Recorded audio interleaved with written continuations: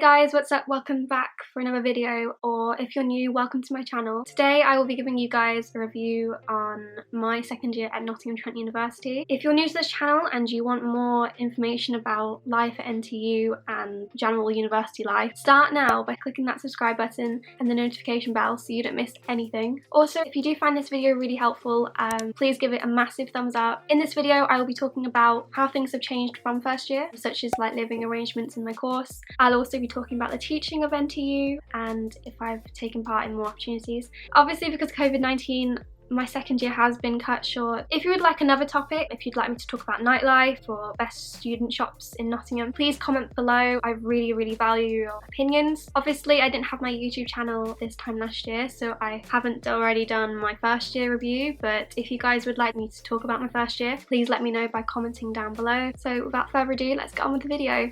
So firstly, we're going to kick off with what things I did differently this year compared to last year. So in my first year of university, I made it a priority to kind of throw myself into meeting new people and learning to live away from home and all the things that are kind of included within that. Whereas in second year, because of some personal events that happened in first year, this year I wanted to focus on myself more, on my own growth. I kind of decided to start focusing on what Gaia wants to do compared to what other people want to do. But I'll come back to those personal events in a second and you guys will understand why they affected my outlook on second year. So for some of the things that I have done differently in second year, I have obviously started a YouTube channel, which I did not envision me doing at all. University is an experience, and because of some of the experiences that happened in first year, it kind of propelled me into wanting to document them for second year. So I created a YouTube channel where I wouldn't just only give university advice, but I would also document my life from bachelor's to PhD. Not only have I done this YouTube channel, I've also taken over NTU's social media several times. So some of you most likely probably seen me on NTU's Instagram page a couple of times doing the takeovers. Personally, I've honestly loved doing those takeovers because not only are they really fun, but I've had, like, no joke, hundreds of people messaging me since asking me Nottingham Trent related questions. It's really nice to know that my advice is actually helping people around the world. Next, one difference in second year is obviously I live in a house instead of halls.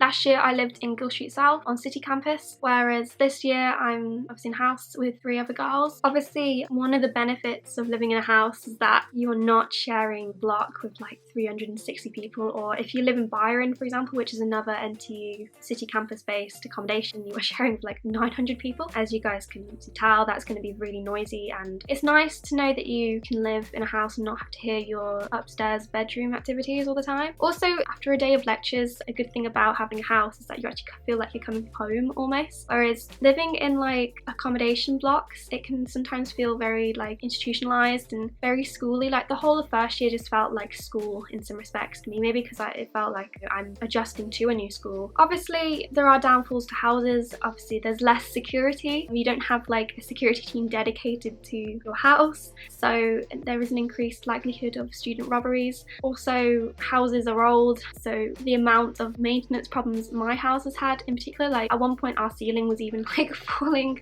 It was gonna look like it was gonna collapse just because of some water damage. Let's just say my student letting agents didn't really fix it properly and they still haven't really sorted the problem. But the problem is the fact that the house is owned by student lettings. It isn't controlled by the university. Like the university has nothing to do with these houses, so if you have a problem you can't exactly like report it to NTU because they're not really going to do anything about it. Also, picking a house can be really hard because sometimes not only do you have to pick the house, but you also have to pick where you live and who you live with. Sometimes it's great living with your best friend, but sometimes it's not. Sometimes they'll end up being really messy. It might even like ruin your friendship because you are bickering over some like mess in the kitchen. So take that in mind if you think it's best to just like live with other people or your current flatmates. For me, I haven't lived with my friends this year. I have ended up living with, like, there were originally 3 strangers, again because of some things that had happened in my first year. Also, if you choose not to live with your friends, another kind of problem that arises from that is having to make the effort to go visit your friends, because obviously in first year you are living like 5 minutes away from each other on campus, whereas some of my friends live on the other side of Nottingham in like West Bridgeford, for example, and I have to then make that conscious effort to go see them. And a lot of the time, because you're busy with uni and other commitments, that doesn't always happen. Like for me, I don't feel like I've seen my friends as much this year, and I think a lot of that is because of the location, because you're just not like living on top of each other anymore. Also, another difference of living in a house is that you have to learn to clean the house, and because in halls, especially for NTU halls, pretty sure they're all cleaned by like a weekly cleaner. I know for first year I had a cleaner that came in once a week, and she did like the communal area and like the hallways and stuff like that. Whereas obviously in houses, you are responsible for cleaning everything, and if you don't, then obviously when student lettings come around after your contract, you might get fined because it's so grotty and disgusting. I think coming into second year, it taught me how easy it is for things to get dusty and grimy. In second year, I've also been more inclined to experiment with the food I make. Normally I just use kind of Tesco's ready meals, good old mac and cheese. This year I'm trying to broaden my horizons a bit and teach myself to cook a bit more, so that's been great. Next thing is workload. I would definitely say that the leap from first year to second year is massive. Like in first year, I was getting consistent 2-1s, like high 2-1s. I don't think I even went below a 2-1 unless it was with like group work. So I was like, oh my god, I'm bossing this degree. And then second year hit. Let's just say I got a massive shock when I started getting like 2-2s at the start of the year, and I was like, oh my god, I'm actually awful at my degree. I should drop out. I'm not smart enough to do this degree. And it's not that, it's just that they have a different grading kind of system in first year to second year. Obviously first year is designed to get everyone on like a level playing field and make sure we all know the same kind of content and like the same sort of skills. And in second year and third year, that's about like applying those skills. It wasn't just me, a lot of my course, and I'm sure a lot of other people in second year and third year have almighty shocks when their grades just suddenly plummet. I wouldn't say the content's like harder or like there's more. I think we've had like a similar amount. We've had probably the same amount of like assignments, but they've been like slightly bigger assignments. Like last year I just had like 1,500 word essays, which at the time I thought was horrible, but like this year, for example, I'll have now 3,000 word essays, so it's getting harder. I've always found their assignments to be quite fair. They normally give you like a lot of time to complete those assignments, so you shouldn't ever really need an extension. But like because of what happened with this COVID-19 lockdown situation, one of my modules decided, oh, because you guys have suddenly apparently a lot more time because you're in lockdown to yourselves, we're just gonna bring the deadline a month early. Which I didn't think made really any sense, because they said we have more time in the day now that we aren't going to university, but like I was still doing the lectures at the time they were being broadcast on lecture capture, you know, online. So literally the only difference out of my day was just not walking to university, and that's like a 10-minute walk. I don't really see why several minutes of my week justifies why my coursework should be brought a month early. Apart from that, I think they've mostly been fair about assignments. Also, I didn't have any exams in the autumn term of year 1, whereas in second year I had 2 stats phase tests, which weren't like proper exams. It was like an online test for an hour. They give you like a 2-day period in which you can complete it, so they'd submit it on the Wednesday and you have Wednesday, Thursday or Friday to complete that 1-hour exam. So it wasn't like too bad. They still are being quite nice to us in second year, even though it is a bit harder. Also for workload, they kind of expect more independent reading and stuff. Because you're in second year, they don't want to spoon feed you anymore. You have no excuses because you're not in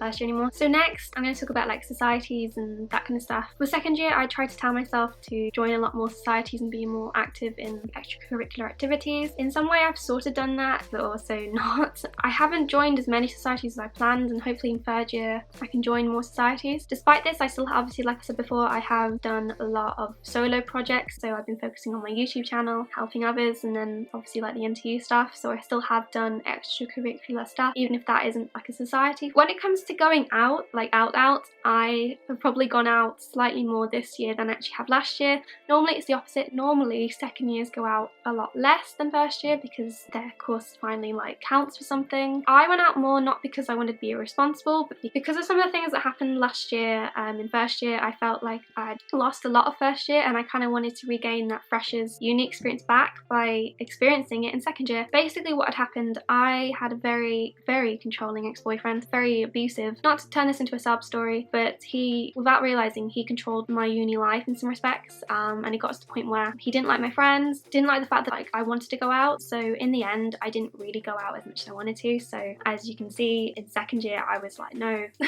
screw you, and I am going to finally do what I want to do. I never really actually got to experience Freshers Week because of him. He wasn't even a student, so he didn't even like, it wasn't like he went to NTU either, so he never actually appreciated what university was for me, or was for anyone really. So he always kind of suggested I stay in or stuff, and it got to the point where I literally went out like every 2 months, whereas As soon as I broke up with him, I then went out like 3-4 times a week. I just love that glow up. Obviously before COVID-19 hit, I was planning to carry on going out. I haven't been like reckless. It's not like I've been going out like 5 times a week, and there's been a few weeks where I haven't gone out because I'll have like, for example, a statistics lecture the next day, and because I suck at math, I need to actually go to these lectures, and I do care about my degree. I've seen those people that do go out a lot more than I did in second year, carried on just partying 5 times a week, and they're the ones who end up struggling. So my advice to you is to moderate how much you go out. Still enjoy yourself. Don't lock yourself in your room and like not go out because it's second year and because it counts. Still go out, but just be mindful that it will affect, you know, your attendance. Like, lecturers are literally being legit when they say those who turn up the most do get the best grades. Like, I kind of wish now I'd actually turned up to a lot more lectures in first and second year. Moving on, mental health at university. My mental health last year wasn't great because of that controlling idiot, and because of what had happened, NTU, their support are amazing. They put me in touch with so many people last year, and if you guys are coming to NTU and you worry about the mental health services here, like, please don't, because they have everything for you. Like, so many like helplines, resources, like people to chat to.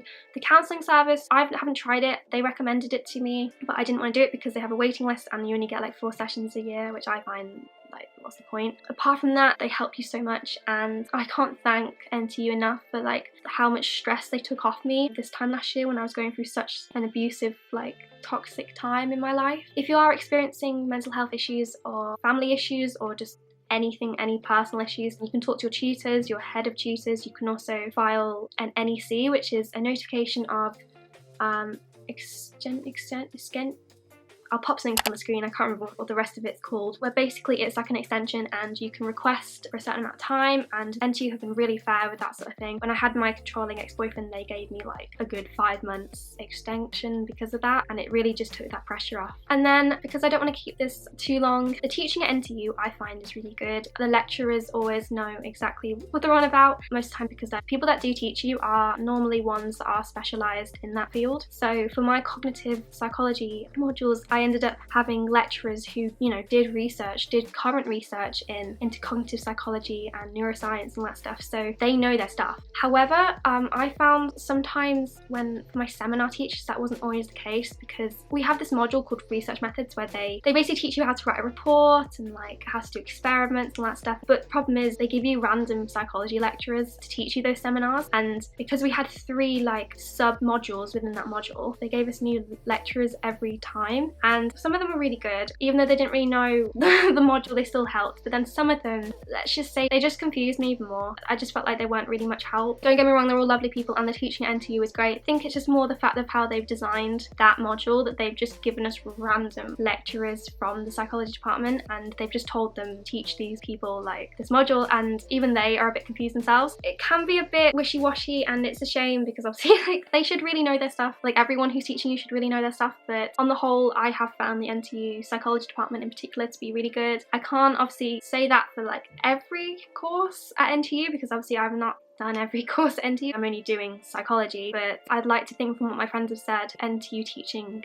is consistent. So I think I'm gonna like leave it there because I don't really want to ramble. I really do hope this video helped in any way in giving you guys an accurate representation of what a year at NTU is like, and that the difference between first year and second year, there aren't that many changes. It's just that like they kind of do expect obviously more of you, and you become a bit more independent in terms of like housing. Like I said, if this video was helpful, please give it a massive thumbs up and subscribe if you haven't already. If you don't already know, I will be posting a NTU related video every Tuesday if you are a prospective student and you would like more information. But yeah, I'm gonna leave it there. Thank you for watching this video, and I'll see you next Tuesday for more NTU related content.